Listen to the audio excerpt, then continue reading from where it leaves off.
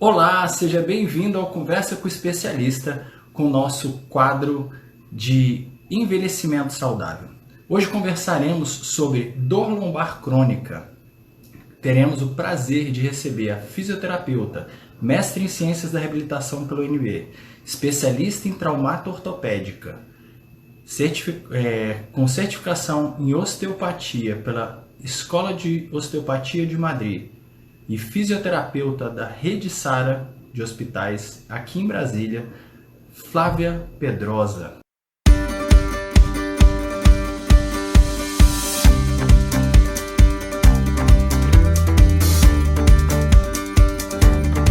Tenho certeza que hoje a gente vai aprender muito sobre dor lombar crônica. Flavinha é especialista. O mestrado dela foi na UNB, foi sobre dor lombar crônica. É uma pessoa que atua na área há anos. Ela não gosta quando eu falo que ela atua há anos, mas está aí na área há anos. Ela tem uma vasta experiência em dores lombares, dores todas mil. Vamos chamar a Flavinha aqui. Olá, Flavinha, tudo bem? Tudo bem? E aí, Rafael? E aí? Seja bem-vindo ao Conversa com o Especialista. Eu estava aqui apresentando você, falando do seu mestrado, da sua certificação em osteopatia, você é especialista em traumato-ortopedia, muito currículo vasto. Vamos conversar sobre dor lombar. Estava falando aqui para o pessoal, que eu tenho certeza que vai ser de grande aprendizado para mim e para todos que vão estar aqui com a gente. Obrigado demais pela sua presença aqui com a gente. Flavinha, eu queria... Eu que agradeço, viu? Hã? Eu que agradeço o seu convite. Para mim é uma alegria e uma honra participar aí do seu Conversa com o Especialista. Para mim é muito especial, viu, esse convite. Te agradeço muito. Flavinha, eu que fico assim, lisonjeado. Flavinha, para quem não sabe, é uma grande amiga minha. Além de ser uma profissional super competente, graças a Deus a osteopatia conseguiu unir a gente aí e amizade pro resto da vida. Flavinha, eu queria já te perguntar uma coisa.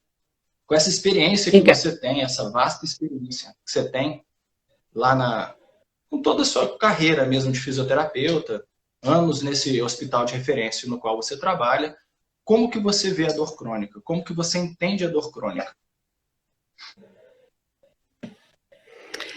Então, Rafa, a gente falar sobre dor lombar, né? Eu gosto muito desse assunto mesmo, né? Você falou que eu atuo há anos com isso também, né? Eu sou da ortopedia, é verdade, né? Tem muito tempo que eu trabalho com ortopedia e com lombalgia.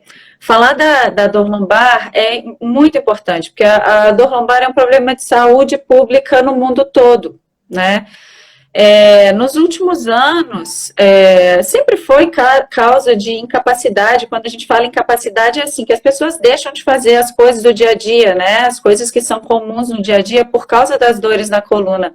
Mas isso, nas últimas décadas, veio subindo de uma forma tão importante, tão exponencial mesmo, que hoje, já há uma década, né?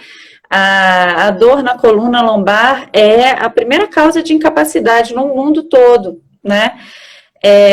Inclusive, assim, tem alta incidência de gente que se aposenta por problemas da coluna e tal.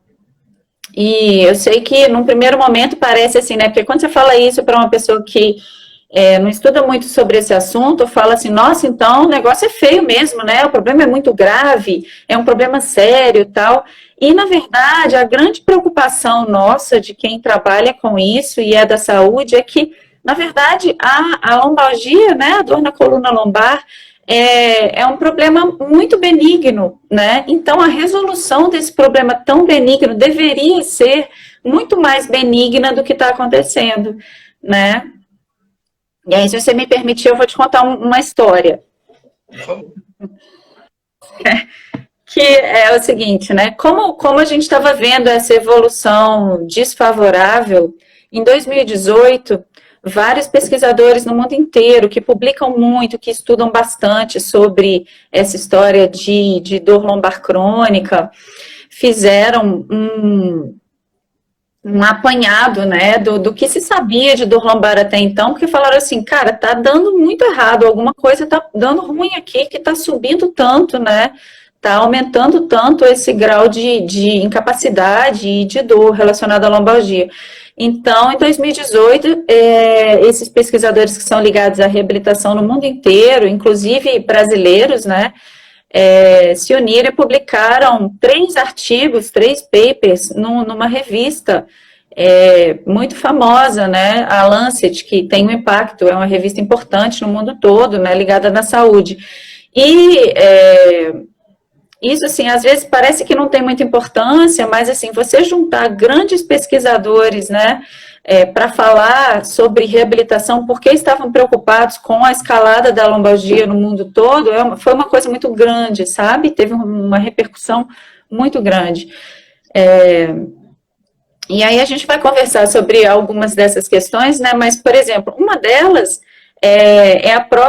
os exames de imagem, né? A gente só começou a ter acesso a exame tipo ressonância e tomografia da coluna agora na segunda metade do século XX, né? E isso virou tão de rotina, e a gente no começo, eu me incluo, né? Eu tenho mais de 20 anos de formada, né? No começo, a gente falava muito para o paciente, assim, olha, você tem uma hérnia, você tem uma artrose grave, e aí, isso é uma das coisas que a gente acredita, né, os pesquisadores acreditam que começou a gerar danos mais do que benefícios. A gente achava que a gente estava abafando de falar com o paciente, né, que, nossa, você tem uma artrose grave na sua coluna, tal. E como a gente não tinha ressonância antes você falava assim, sua lombalgia dói a sua coluna, mas assim, segue a vida, continua a se mexer e tal. E depois desses exames, as pessoas começaram a fazer isso muito de rotina, né? As pessoas começaram a ficar com medo do que você fala com ela, né? Você tem uma hérnia, a pessoa, cara, nossa, é grave, vou parar de mexer, vou perder o movimento e tal. E o fato das pessoas começarem a ficar muito rígidas, a pararem de se movimentar e de se mexer, isso é um dos fatores, né, que a gente fala que são os danos dos resultados mesmo de exame de imagem, que a gente começou a falar muito esses resultados, né? Então, assim, às vezes é bom, mas tem um lado ruim disso, né? Então, foi uma das coisas ruins, foi isso. Que amedronta muito, né? Você escutou? Sim. Tá dando uma falhadinha aqui para mim. A gente vê muito em consultório, assim, né?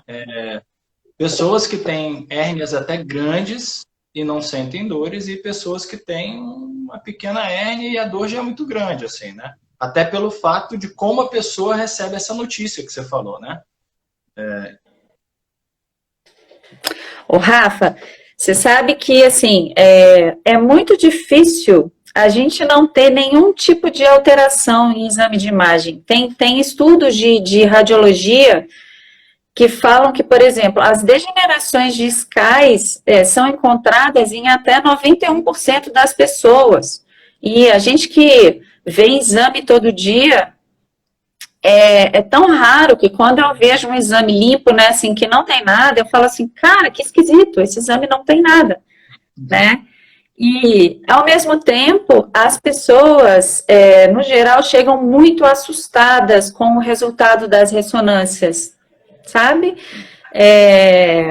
Achando que tem problemas graves na coluna, quando isso não devia ser tratado dessa forma. Inclusive, a gente não chama o problema de coluna de doença, né? A gente fala que a lombalgia é um sintoma, ela não é uma doença, né?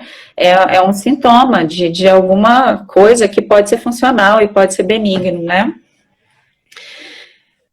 E outra coisa que, assim, as pessoas às vezes ficam tão assustadas que param de se movimentar e adotam posturas tão rígidas, né, com medo de machucar, que às vezes a gente tem que ensinar a relaxar, né, é o contrário, ensina, não pode sentar pode relaxar seu corpo, senta na cadeira, relaxa, né? Quando você tem que relaxar, né?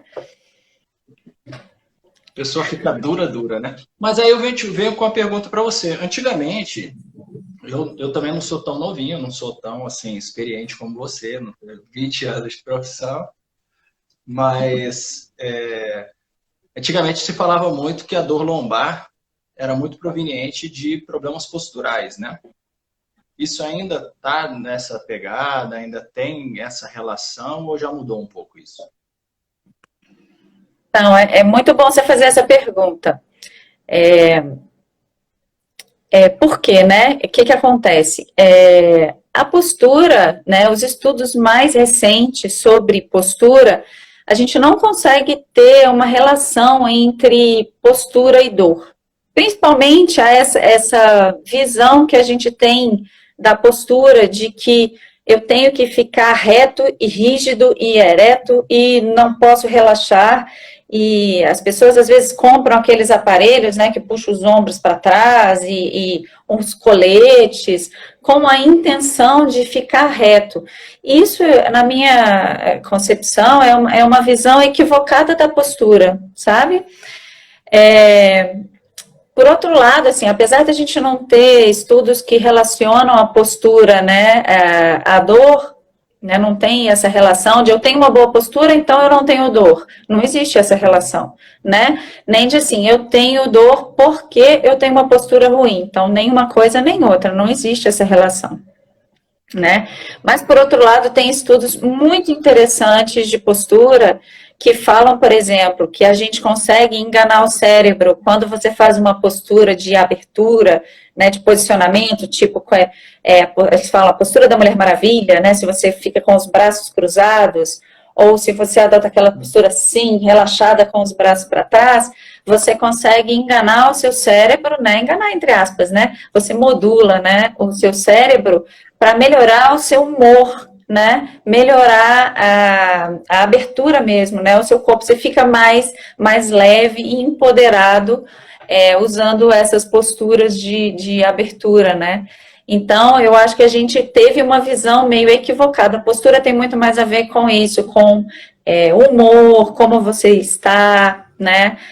Como você está encarando a vida, os problemas, né? Então, eu acho que assim, não é que a postura não serve para nada, mas a gente não deve usar a postura como uma coisa rígida, né?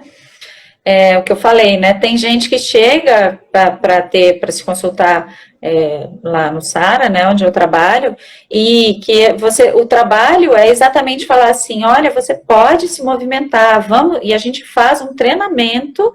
Primeiro, acho que primeiro de tudo a pessoa tem que se convencer que é seguro, né? Mas ela se convencendo que é seguro, você vai fazendo um treinamento para a pessoa se movimentar de forma normal, né? E o movimentar de forma normal com todos os movimentos que a coluna tem, dobrar a coluna, posso dobrar? A pessoa fica super assustada, pode dobrar, pode relaxar. E às vezes é só isso, já praticamente o treinamento, né? Você já consegue ter um alívio importante de dores crônicas, né? Na coluna. Então, eu vou te contar dois casos relacionados à postura. O primeiro é da minha mãe, que, cara, minha mãe sempre teve aquela postura de pianista clássica. Aquela postura, minha mãe senta que eu fico com inveja até hoje, assim. Mas por ser tão rígida, ela sente muita dor, principalmente lombar, e ela sente muita dor em quadril. Foi o primeiro caso. Você falou da rigidez, né?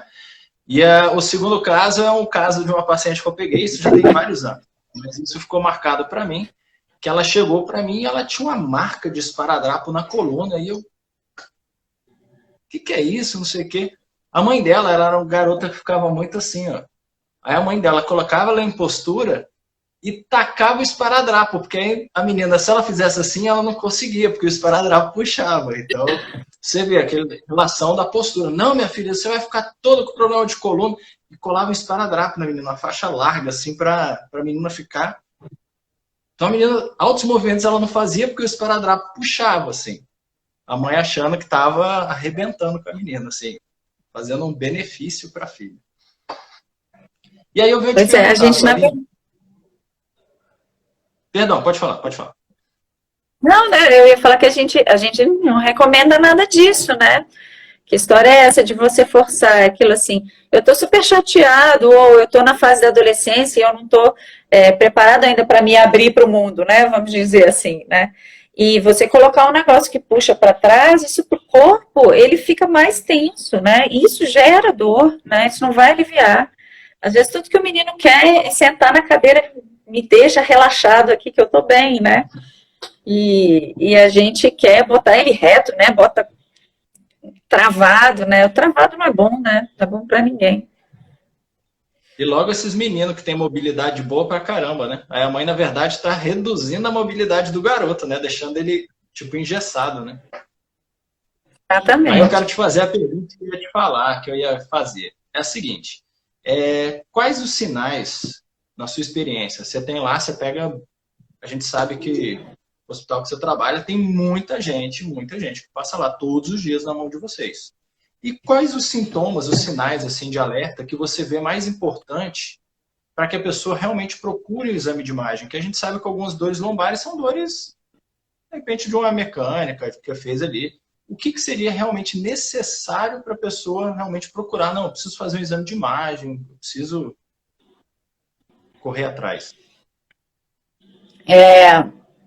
A gente pode falar assim, três coisas, né? Três sinais de alertas que são importantes da gente procurar um especialista.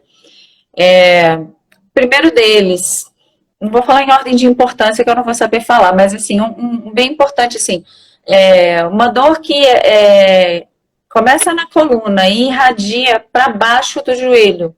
A gente sabe que as dores que irradiam até a região da coxa, né, região glútea ali, bumbum, parte de trás da coxa, parte lateral da coxa até o joelho, elas geralmente não são tão, não são sinais de gravidade, né? Não é um sinal de gravidade. Quando a dor está indo até o pé, isso falando de dor lombar, né? Especificamente da lombar, não Uhum. de coluna cervical e tal. Ela está chegando até o pé e tem formigamento, dormência, alguma coisa associada, né? Uma sensação esquisita, uma diminuição da sensibilidade. Isso também é um sinal de alerta que para procurar um especialista para fazer o exame.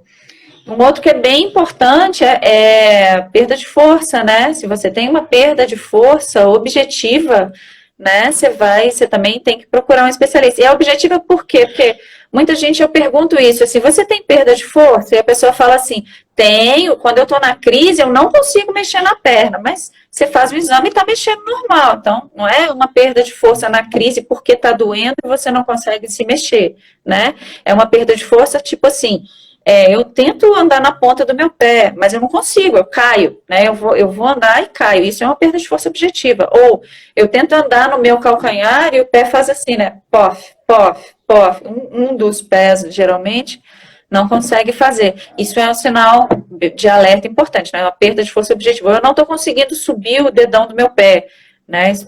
Ou está menos do que o outro lado. Não precisa ser, né? Eu não consigo nada, mas está menos do que o outro lado. Então, alterações de sensibilidade, dor irradiada abaixo do joelho, com alteração de sensibilidade, né, dormência, uma perda de força objetiva, e outra coisa é uma dor persistente por mais de 6 semanas, né? A gente sabe que a maioria das dores lombares, elas se resolvem sozinhas em 6 semanas, tá? Mas as que duram mais de 6 semanas são as que cronificam e são responsáveis por essa alta incapacidade que eu tinha falado no começo, né? Então, uma dor lombar persistente, não é assim, é porque às vezes eu falo assim, você tá com dor há quanto tempo, né? Para a pessoa. Aí ela fala assim, eu tenho dor há 10 anos, há 15 anos, há 5 anos, assim, mas você tem dor todos os dias, você está com dor persistente.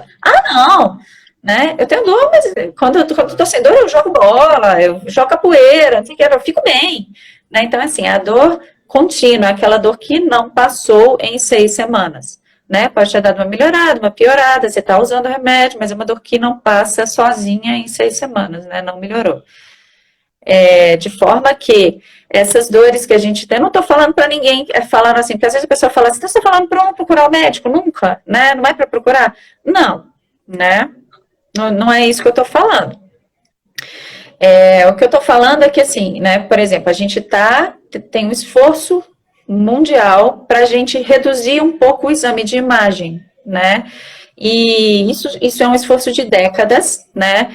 Por quê? É só por causa de custo, né? O convênio não quer pagar? Não, é porque existem vários estudos relacionados a isso. Por exemplo, tem estudo que fala que quando você diz para o paciente que ele tem um problema físico, né?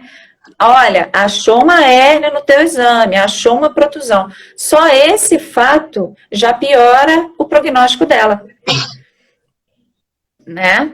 A informação piora o prognóstico. Porque você diz isso para ela, né? Se você falar assim, você tem achado sim no seu exame, que é o que todo mundo vai acontecer. Sim, você tem achados no seu exame, mas eles são normais para a sua idade, eles são compatíveis, não são graves. A indicação é você manter a mobilidade da sua coluna, você se movimentar de forma normal, você fazer atividade física regular. Então, é assim que a gente está tentando. Então, existem esses estudos que falam que se você faz ressonâncias seriadas também, né? Você faz acompanhamento com ressonância. Ah, você tem uma artrose na coluna, vamos acompanhar de 6 em 6 meses, fazer ressonância de 6 em 6 meses. Tem médico que faz isso, né? Isso não está mais recomendado, porque isso aumenta a chance de você fazer um procedimento cirúrgico desnecessário na sua coluna.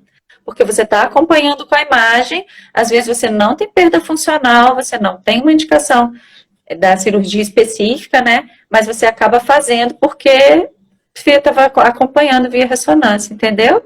Então, quando você tem esses sinais de alerta que eu falei, né, dor abaixo do joelho, alteração de sensibilidade, perda de força objetiva, uma dor persistente por mais de 6 semanas, aí são sinais de alerta, sinais que a gente deve procurar, né, um profissional mais rapidamente, fazer exames de imagem, sim.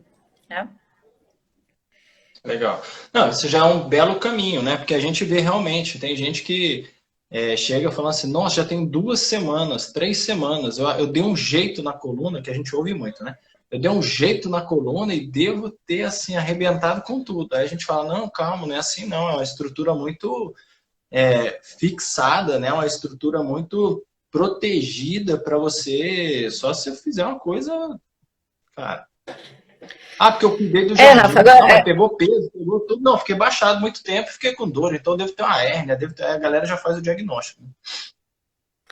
tá, agora uma coisa que é importante que você falando isso me veio à cabeça. A gente também não pode ser irresponsável como profissional de saúde, né? Eu acho que a gente, como profissional, fisioterapeuta, qualquer profissional da saúde, quando você avalia um paciente, o exame clínico, né? A gente saber fazer um exame clínico, um exame neurológico, é muito importante. Né?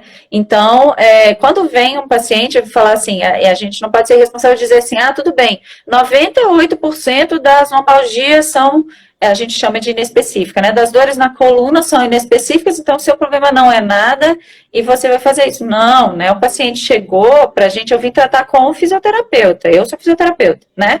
Eu vim tratar com você porque eu dei um jeito na minha coluna e eu quero alongar. Eu vou fazer um exame neurológico, e no exame neurológico você tem dicas importantes, que são essas que a gente está falando, né? Alteração de força objetiva, alteração de sensibilidade, alteração de reflexo. Você tem condição de falar assim, não, olha, você não é o caso para fisioterapia, né? Você vai no profissional e a gente vai ver, né? Vai ver primeiro, vamos esperar a avaliação médica e depois definir e tratar. Mas sim, a grande maioria, você fala assim, se você já tem ele, ou, normalmente assim, né, pelo menos para mim, que eu atendo em equipe, né, no SARA, normalmente o médico já viu, já pediu o exame, já vem com o exame. Então, assim, com o exame, já fez avaliação clínica, às vezes eu confiro, mas você fala de forma muito segura para a pessoa, sabe? Você fala assim, olha, vai passar. Né? A pessoa às vezes vem desesperada, até com hérnia, que você sabe que é um período maior, né? Que vai até o 3º mês, você fala assim, calma, calma, tá no tempo, você tá na fase aguda, subaguda, e vai melhorar. E melhora, né? A gente vai orientando, vai direcionando e a pessoa melhora, né? Sim. Não, eu falei porque tem muita gente que acha que tudo é imagem.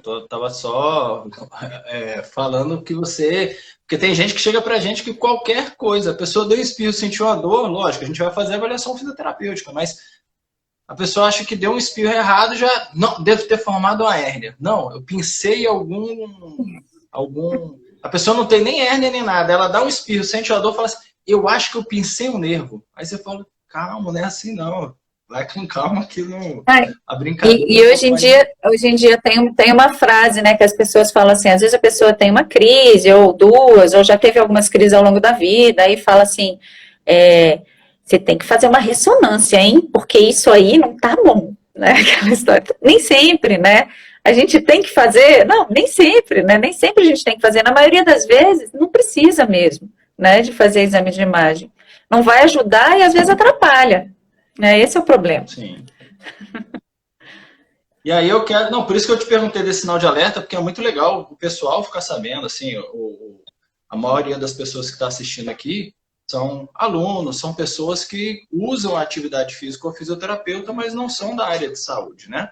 Então deixar isso na cabeça deles, que não tem essa, lógico, que nem você falou, tendo os sinais que você mencionou, né, tem que procurar, mas não é tão apavorante assim. E mesmo quem tem algumas coisas, não é também tão apavorante. Tem como mexer, tem como fazer várias atividades. E aí eu quero te perguntar, na crise lombar, o que você acha? Se exercitar ou não exercitar durante a crise de dor lombar? Então, se a gente for falar assim, exercitar é uma palavra meio forte, né? Assim, mas muito tempo a gente recomendou repouso, né? Na crise. Olha, você está na crise, fica em repouso, fica deitado, tal. E não é recomendado repouso, porque isso, gente, em guideline no mundo inteiro, guideline assim, são os estudos que os especialistas fazem para falar as recomendações das sociedades, né? Sociedade brasileira de ortopedia, sociedade americana e tal. Eles se juntam e formam isso, são diretrizes. O que você tem que falar para o paciente para ele não piorar e para ele melhorar. E a gente sabe hoje em dia, muito bem documentado, que se você fica em repouso, mesmo na crise, você fica em repouso deitadão e tal, não sei o quê, essa dor vai durar mais tempo, sabe? Ela vai durar mais e pode ser um fator de cronificação. Então, assim, o ideal é você não ficar em repouso, mesmo na crise. É claro que sim, dependendo da crise, você fica mais limitado, menos limitado, mas o evitar ficar deitado, tentar se movimentar, tentar sentar, tentar mudar de posição, né? Posso falar assim como experiência própria, você que me conhece, a gente já é amigo há muito tempo, né? Eu tenho lombalgia também, né? E uma vez eu estava bem travadinha da lombar e eu estava fazendo dança de salão. E aí eu falei, cara, não vou conseguir dançar, né? Vou lá, vou pra quê? Tal. Você falou, vou lá só pra ver. Aí fiquei lá, não sei o quê, aí começou um exercício, outro, eu falei, vou tentar. Aí fui mexendo, foi destravando, sabe? Foi melhorando. Eu achei que eu não ia ficar, nem eu tava mal ficando em pé e foi melhorando. Então, assim, foi um teste que eu fiz, né? Para ver, e às vezes as pessoas podem fazer testes também, é isso. É claro que você não vai fazer um exercício que está piorando sua dor. Você tentou se mexer, falou, cara, tá, vai dar ruim aqui. Você não vai insistir, né? Então, é por isso que eu falo assim, exercitar é muito forte. A ideia não é ir e se exercitar, mas é o evitar o repouso, né? O repouso no leito, que é bem prejudicial mesmo para a coluna, né? Então seria movimentar-se dentro do que você consegue. Se você tem uma pequena amplitude, fazer até aquela amplitude onde não gera dor e tentando ver, igual você deu o exemplo da dança, você estava travadona, você deve ter começado a fazer movimentos bem curtos, pequenos, o corpo foi soltando, ficando mais solto, e aí você conseguiu fazer tudo. Então, na verdade, é ganhar mobilidade. Movimentar para ver se a mobilidade melhora, se a sensação de dor diminui. Seria mais por esse lado mesmo, né? Isso, é bem assim, o evitar o repouso mesmo. Movimenta dentro da sua tolerância o que der, né? E evitar o repouso. O repouso que é o mais prejudicial, né? Eu peguei esses dias um paciente que ele teve, vou falar o termo para todo mundo entender. Uma vértebra escorregou sobre a outra. E aí ele teve que fazer uma cirurgia para fazer uma fixação. E hoje existem próteses muito mais maravilhosas, né? Tanto é que ele falou que a prótese normal era tantos mil e essa daí era tipo 50 mil. Porque era uma coisa diferente, né? Colocou no lugar, uma prótese bem cara, uma tecnologia aí, fez a cirurgia. Ele, com uma semana, ele estava com dor, mas estava com mobilidade, estava conseguindo fazer alguns movimentos, estava cuidando para a cicatriz mesmo, né? O cuidado maior dele, ele falou, cara, eu tô tendo cuidado com a cicatriz, porque em termos de movimento, eu sinto que a cicatriz me limita. Porque hoje em dia eles colocam cola, né? Coloca tudo para dar uma fixada maior. E não era nem a... E o médico dele falou. Até que ele me procurou e o médico dele falou, vai se movimentar, entra na piscina, vai fazer coisa. A piscina da casa dele, onde eu atendi, é aquecida, então a própria piscina já ajudava muito ele. Então, o médico colocou ele para jogo rapidinho. E a gente vê, né, Flavinha? Você que está no hospital, você vê, existem cirurgias que são até grandes as cirurgias, e a fisioterapia já começa de pronto, né? Sim. O repouso pós-operatório das cirurgias em geral, né? A gente, cada vez, quanto mais cedo o paciente sai do leito, menos complicação, e isso em relação a várias coisas, né? Complicação de tudo, de trombose venosa, complicação pulmonar, tal. Hoje em dia, cada vez menos a gente fica deitado, né? Até depois das próteses mesmo, que são grandes cirurgias, a indicação é saída precoce do leito mesmo, né? E movimentação mais precoce. Eu sou de um tempo que a gente usava colete em pós-operatório de cirurgia de hérnia de disco, né? E hoje em dia, né, a gente não usa mais, né? Você não restringe a mobilidade, você vai trabalhar cedo a mobilidade do tronco, né? Então, as coisas mudam para melhor, eu acho, nesse sentido. Era muito cultural, igual você falou, né? Antigamente existia a teoria que tinha que parar mesmo. E hoje, pelos estudos, estão mostrando que o movimento é a melhor, é a arma que a gente tem, né? Para se manter saudável. E aí eu quero que você me fale uma coisa. Ainda existem, não vou falar médicos, mas ainda existe muita indicação. Eu recebo muito. Eu não sei se aí no Sara, que não você falou, aí é uma equipe que já é outra cabeça, já é outra forma de trabalho, já é multidisciplinar. Eu recebo muito, por ter uma academia terapêutica, pessoas que chegam para a gente falando assim, não, meu médico falou que eu não posso ter movimento. Que é diferente, a sua realidade, os médicos e vocês têm reuniões técnicas, tem tudo. E tem vários médicos que têm muito medo do movimento, que a gente sabe que acontecem atrocidades, né? Que a pessoa fez uma cirurgia, fez algo e daqui a pouco já está arrebentando de peso. E aí eu queria saber para você, isso ainda é muito percebido por você também? Ou só a gente que é aqui fora do meio hospitalar, que a gente ainda tem muito isso de, cara, não movimenta não, tem que ficar parado, você tem que ficar... Eu já recebi paciente que...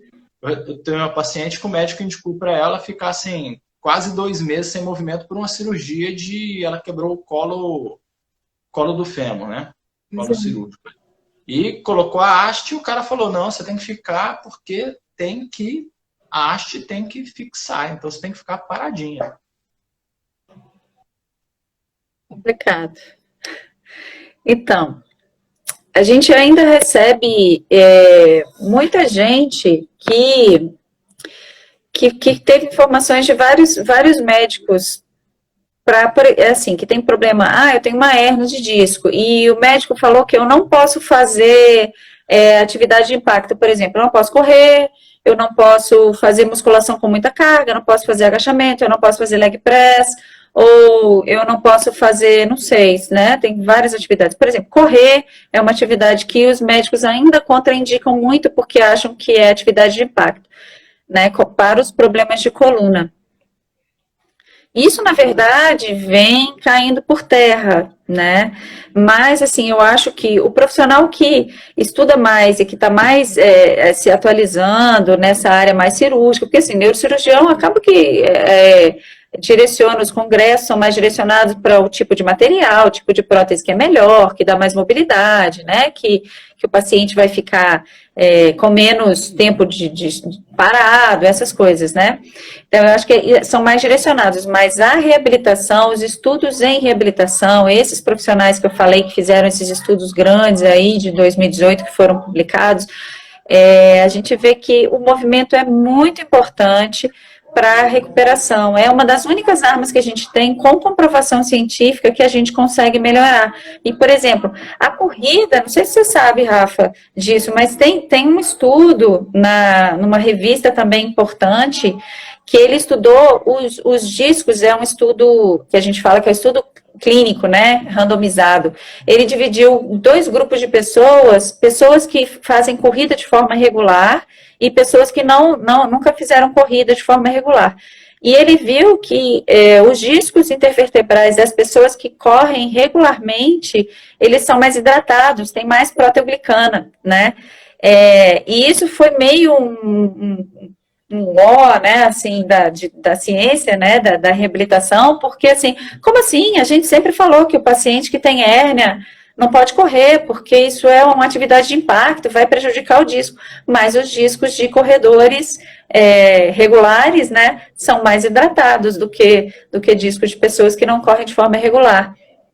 Então, lógico que isso é um ensaio clínico, né, mas a gente tem percebido com os estudos, com os avanços dos estudos, que o movimento é saúde mesmo, sabe? Eu acredito muito nisso, né, e a gente falava, não sei se você sabe disso, mas é essa história, né, a gente não pode flexionar a coluna, porque isso empurra o disco para trás, né, e outro dia eu vi até uma postagem no Instagram falando isso, que você não pode flexionar a sua coluna porque você está empurrando o seu disco e você está formando hérnia. Imagina, né, se a gente ia ter uma coluna que você não pode dobrar, né, a coluna foi feita para dobrar, e hoje em dia eu ainda recebo pessoas que receberam essa informação, inclusive que o fisioterapeuta, o médico, um profissional que não está tão atualizado, né, falou que ele não podia fazer, e ele vem rígido, e eu faço aquele treinamento que você pode se movimentar, a gente treina, ganha essa flexão, e às vezes só de ganhar o movimento você já alivia a dor, né?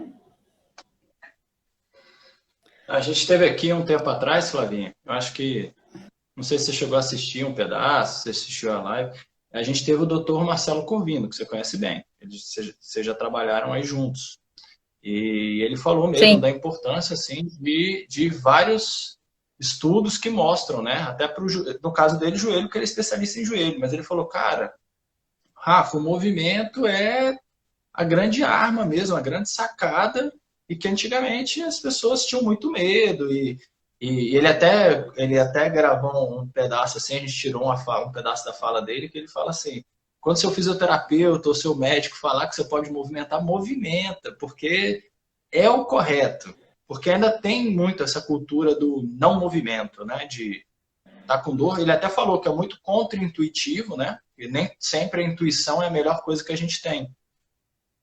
E aí, de vez em quando é contra-intuitivo, mas quando a gente está com dor, tem que movimentar, né? E aí, Flavinha, eu quero saber o seguinte. Pode falar, desculpa. Eu acho que a gente joga muito as coisas na conta do exercício, sabe? Porque a gente sabe hoje em dia, uma coisa que é muito batido, né, nos estudos de lombalgia, é que a dor lombar crônica, ela é sempre multifatorial. Nunca é só por causa do fator físico, mas a gente joga tudo na conta do fator físico. Tem um monte de estudo que fala que, assim, por exemplo, quando você está numa fase emocionalmente mais conturbada, né, você tem mais dor, né, e às vezes as pessoas decidem, né, entram em crise porque estão emocionalmente fragilizadas, num período pior de vida, entram em crise, acham uma lesão física que não é a causa daquela dor, ou que, né, pode até ter desencadeado, mas que já cicatrizou, já sarou, e a pessoa continuou com a dor, porque tem várias coisas do contexto de vida que estão influenciando na dor, mas as pessoas jogam tudo na conta do físico, né, daquela lesão, com uma esperança de que só aquilo vai resolver. E isso é uma das causas da lombalgia também, e aumentando o grau de incapacidade. Porque às vezes a pessoa está em crise emocionalmente destruída, né, teve uma perda, um luto, está vivendo um momento importante de crise, ele decide por uma cirurgia num momento emocionalmente ruim, e a chance daquela cirurgia não dar certo é muito alta, né? Não é que não tem indicação, às vezes tem que fazer alguma cirurgia mesmo, mas eu falo muito com os pacientes assim, eu sempre pergunto, né, sobre o momento emocional, e tem estudos, né, muitos estudos que relacionam a dor lombar à emoção, né, tem muitos, não é estudo oriental, né, esotérico, não é estudo mesmo nosso, ocidental, do ocidente, que só acredita, né, no 1 mais 1 ali, que comprovam essa relação, né, no palpável, né, que comprova essa relação entre problemas emocionais e as dores lombares, né.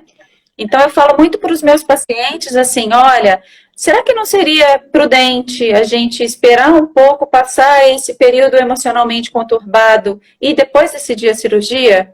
Vamos trabalhando a reabilitação, vamos focando, espera a poeira baixar, e aí, daqui a 2 meses ou daqui a 6 meses, a gente marca de novo uma conversa, né? E quando a gente faz isso, a gente às vezes tem resultados até surpreendentes, sabe? Bem bacanas, que a pessoa às vezes consegue enxergar, e eu acho que isso também tem um pouco da aceitação, porque às vezes a pessoa não aceita muito, sabe? Assim, ou não quer aceitar, né? Às vezes tem um problema tipo assim, cara, não sei, vou dar um exemplo.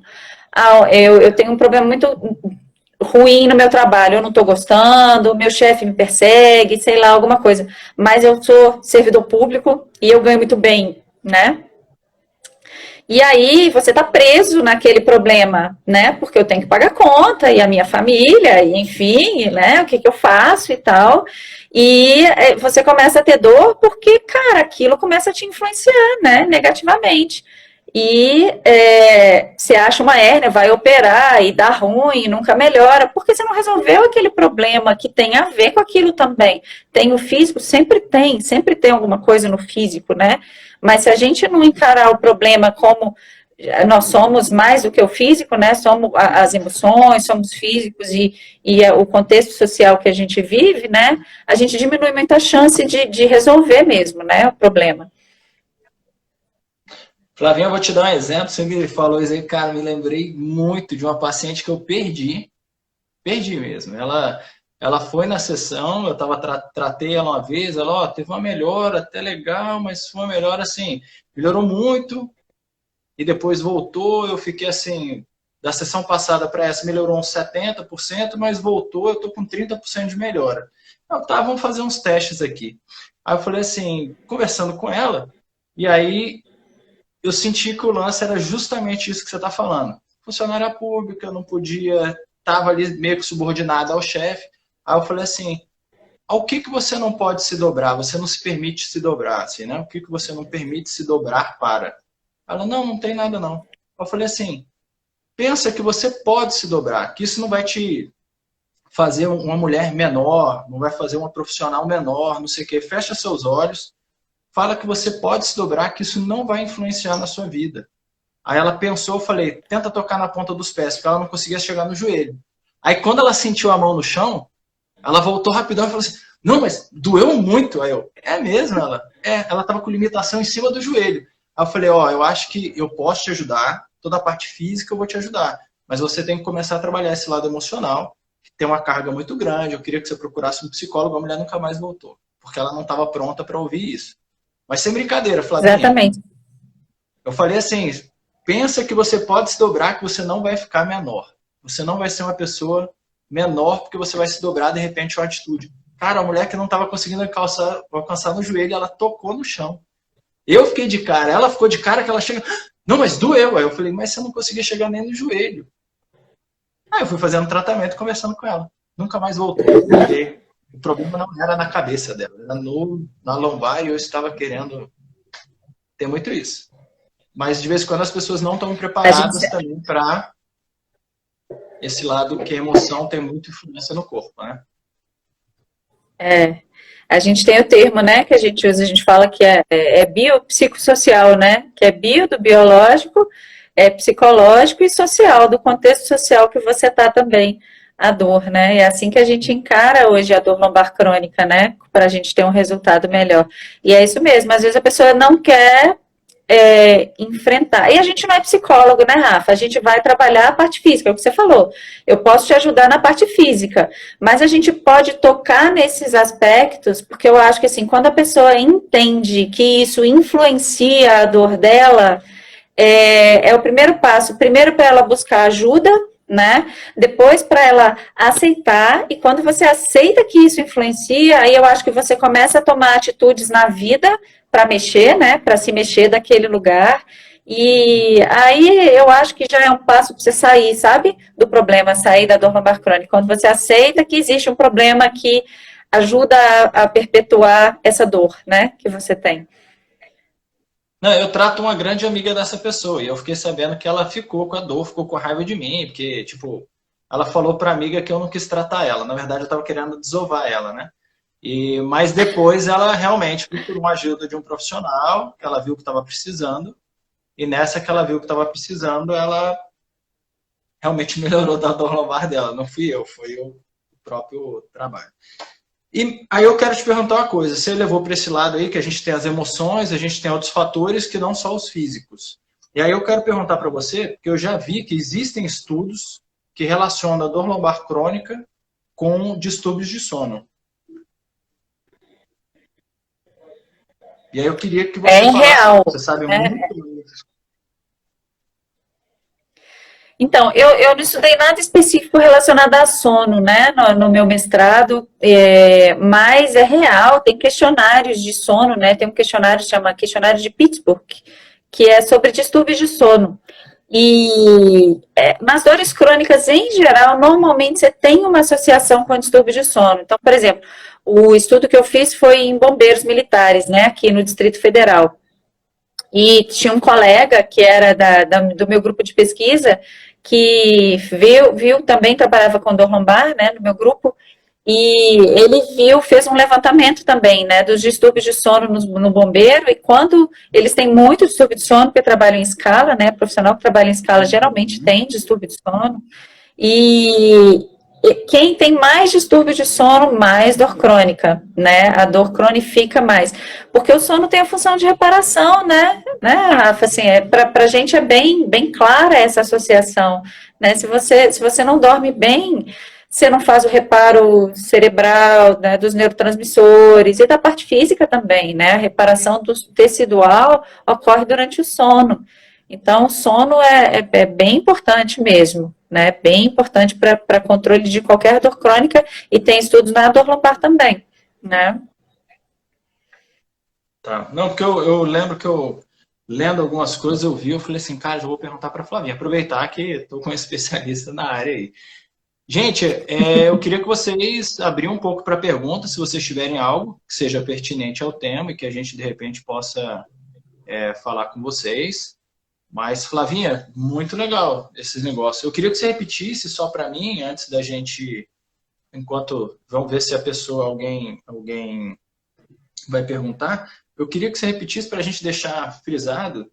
Depois eu vou te pedir um resumo ainda, hein? São duas coisas. Uma não é complicada, porque você já falou. A outra eu quero um resumo de tudo que a gente falou. Aí sim, você fazer depois. Mas eu queria que você repetisse para a gente, para ficar bem na cabeça de todo mundo, os sinais de alerta mais importantes. Lembrando para todo mundo que está aqui que você não está falando de forma nenhuma que o médico não deve ser procurado, nem nada disso, mas coisas que realmente identificam que as pessoas têm que procurar, até com uma certa celeridade, um auxílio médico, né? Você podia repetir os três que você falou para a gente? Sinais de alerta, né? 3 sinais de alerta que a gente deve prestar atenção.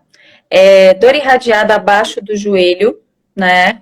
Falando da lombar, da coluna lombar, né? Dor irradiada abaixo do joelho, com alteração de sensibilidade, formigamento, ou sensação de diminuição de sensibilidade, né? Alguma coisa. Outra coisa, segunda coisa, perda de força objetiva, não conseguir mexer o pé ou o joelho, né? Uma perda de força objetiva na perna, no membro inferior. E a terceira, talvez a mais importante, uma dor persistente por mais de 6 semanas, né? Que não se resolveu por mais de 6 semanas. Também é um fator de alerta e que a gente tem que procurar, sim, um profissional para poder ver o que está acontecendo. Então, esses são 3 importantes sinais de alerta. Ah, legal. E aí eu vou já te pedir de novo, assim, eu gosto de pedir porque eu acho que algumas coisas têm que ficar reforçadas, assim. Fala para mim de novo, para o pessoal ouvir, porque eu falo isso muito, e aí a galera fala assim, porque o Rafael tem uma academia terapêutica, ele fala que o movimento é a melhor coisa do mundo. Fala para todo mundo, repete aí, o movimento, qual a importância do movimento? para a gente, por favor. O movimento é a arma que a gente tem, né, para melhorar as dores crônicas e é a única coisa que a gente tem com comprovação científica de que a gente realmente consegue uma melhora, por exemplo, das dores crônicas, né? O exercício e o movimento é o que a gente tem para tratar de melhor, né, nessa vida. E o movimento é muito bom, porque quando você movimenta, é isso que eu falei, às vezes a pessoa chega com rigidez, você começa a movimentar, a ganhar mobilidade, só isso já resolve a dor. É claro que assim, é suficiente para prevenção de outras questões, né? Até para qualidade de vida, a gente tem que trabalhar outras coisas, né? Não é só a mobilidade, a movimentação. É a força muscular, é a resistência, são outras questões, né? Mas o movimento é essencial. O movimento, para mim, é vida. Eu acho que a gente, cara, quando você trabalha com movimento, a gente vê, né, muitas vezes, muitas vezes, o quanto o movimento é importante e o quanto as pessoas melhoram quando a gente começa a trabalhar com movimento, né, que é muito bom. Eu gostei que você usou a mesma frase que eu uso. Movimento é vida. Eu falo isso, nem fala que eu sou exagerado. Ah, você é exagerado, tudo para você é movimento. Ah, tem que movimentar. Tem que movimentar. O povo acha que eu sou exagerado. Flavinha, agora eu vou te fazer o pedido mais difícil da live. Eu queria que você conseguisse, porque teve gente que entrou no meio, teve gente que entrou um pouco mais pro final. Se a gente fosse deixar uma mensagem da live, tipo as coisas que você falou que são mais importantes em relação à dor crônica, dor lombar crônica. Eu sei que é um pedido, a gente está 52 minutos falando sobre dor lombar. Eu sei que é um pedido grande, mas eu queria que você resumisse para mim o que tem de mais importante dessa nossa conversa. Olha, eu acho que o mais importante primeiro, não se impressione tanto com o seu exame de imagem, com o resultado do seu exame de imagem. Se você está bem, confie que você está bem. Você está se sentindo bem, confie. Procure um profissional capacitado e especialista em movimento. Comece a trabalhar o seu corpo. E outra coisa, assim, começa a trabalhar a sua mente, né, as questões emocionais, e tenta gerar uma mentalidade positiva, evita crença negativa de que as coisas não vão dar certo, porque a mentalidade positiva também é muito importante na recuperação. Então, eu acho que é isso. Não se preocupe tanto com o seu exame de imagem, mentalidade positiva, movimente-se mais. Né? Se a gente fosse dar um recado aqui. Bem legal. Foi até mais rápido do que eu imaginava. Então, o desafio não foi tão grande. Eu falei assim, cara, colocar a Flavinha na enrascada aqui, mas é importante assim, porque a gente, até a repetição, a gente sabe, né, Flavinha, que a repetição, de vez em quando, mas falou a mesma coisa que a repetição, de vez em quando, ensina mais do que o próprio assunto, né, porque de vez em quando a gente começa a conversar e a pessoa até, perdeu alguma coisinha ali, ela fica na dúvida, e quando a gente repete, a gente reforça que aquilo ali realmente é importante. Né? Sim. Flavinha, pode falar. Não, é isso mesmo. Não, acredito muito, assim. A Flavinha, gente, ela fez curso de osteopatia também, então por isso que eu me sinto tão à vontade de conversar com ela, porque lá a gente tem uma visão um pouquinho diferente, assim, da fisioterapia, um pouquinho, né, Flavinha? Da fisioterapia convencional, mas que a gente realmente aprende nesses 5 anos de curso aí, que, cara, existe muito mais relação do movimento com tudo que acontece com a gente do que a gente imagina. Por isso que a gente é tão apaixonado pelo movimento, né, Flavinha? Sim. Eu acho que com certeza. Eu coloco assim, que eu sou apaixonado pelo movimento, já era, né? Mas eu acho que eu fiquei mais apaixonado pelo movimento quando a gente vê que realmente... E é o mais, assim, né? Eu tenho 20 anos de educação física, né? Você tem 20 anos de físio. E é impressionante a gente ouvir, né? Que a gente ouve muito, eu ouço muito, que a fisioterapia não funciona, a fisioterapia não funciona. A coisa que eu mais ouço é que fisioterapia não funciona. Até parece que eu vou fazer aquele exercíciozinho, e eu vou melhorar alguma coisa, né? Então, assim, a fisioterapia é uma área, cara, linda, que a gente está cada dia estudando mais e dedicando. E a gente vê que o pequeno, né, o simples que funciona, né, Flavinha? Não, e a gente brinca essa história, né? Assim, que às vezes as pessoas. O diferencial é saber qual parafuso apertar, né? O exercício é simples mesmo, né? Mas se você souber qual exercício que melhora, com um exercício simples, às vezes poucos exercícios simples, você melhora. Então, a gente estuda tanto e a gente se forma e está estudando todo dia, a formação é continuada e é sempre a vida toda. E eu gosto muito de estudar, né, Rafa? Você também, a gente está sempre parceiro aí, né? Para identificar o parafuso, né? Cara, é aqui, ó. É só aqui que tá faltando. E consegue resolver muita coisa, né? Tem muita coisa que a gente consegue resolver. Graças a Deus, a gente estuda pelo parafuso, né? Não é nem pelo resto, né? Para descobrir aonde que está o problema, né? É isso aí. Flavinha, cara, para mim é um prazerzaço receber você no Conversa com o Especialista. Eu já queria ter te chamado há muito tempo, mas eu ficava naquela relutando assim, aquelas coisas bobas que a gente tem, né? Pô, minha amiga, como que eu vou chamar Flavinha para falar comigo? Mas, cara, excelente profissional. Eu fiquei muito feliz de você ter aceitado de pronto. Fico muito feliz por você poder dividir esse momento com a gente. A gente sabe que, eu sempre falo isso, porque eu realmente acredito nisso.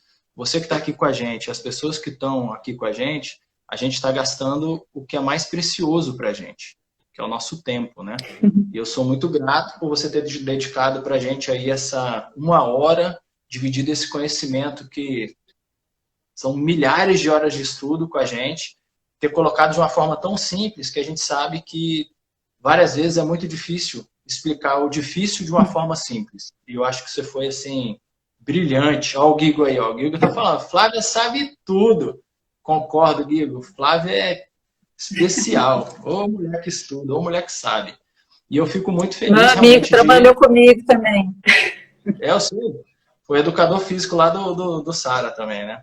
Só a galera do Sara. Aprendi muito com ela, tá vendo? Ela tá falando aqui. Guilherme, eu aprendo até hoje. Conversar com essa mulher, de vez em quando eu ligo para falar besteira com ela, já sai com aprendizado ali. Bom demais. Mas, gente, eu fico muito grato mesmo. Flavinha, brigadaço aí. Obrigado demais. Eu que agradeço, viu, Rafa? Agradeço muito pelo convite. Como eu falei no começo, para mim foi um prazer e uma honra ser convidada por você, que é um cara que eu admiro tanto também, viu? Ô, Flavinha, fala assim não que eu choro, eu sou emotivo. Gente, obrigado pelo tempo de vocês. Obrigado aí por todo mundo. Obrigado mais uma vez pela disponibilidade. Flavinha, eu tenho uma última pergunta para você. Uma última. Que é a seguinte. O que você recomenda? Que isso ficou na minha cabeça. Anteontem, quando a gente estava preparando a live, ficou um pouco na minha cabeça.